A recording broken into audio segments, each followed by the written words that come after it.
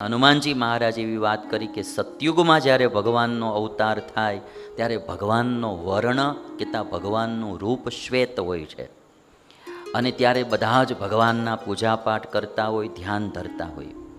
અને જ્યારે ત્રેતાયુગ આવે ત્યારે ધર્મના 4 ચરણ, એમાંનું એક ચરણ નાશ થઈ જાય અને ભગવાનનું સ્વરૂપ ત્યારે લાલ વર્ણનું હોય છે. હનુમાનજી મહારાજ કહે ત્યારે ભગવાન રૂપ ધારણ કરે તો લાલ વર્ણનું ભગવાનનું રૂપ હોય છે.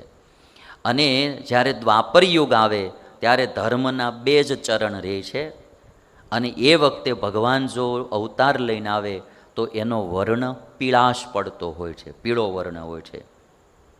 અને જ્યારે કળિયુગ આવે ત્યારે ધર્મનો એક જ ચરણ રહે છે, એક જ ચરણ, એક જ પાદ ધર્મનો રહે અને એ વખતે ભગવાનનો વર્ણ શ્યામ હોય છે.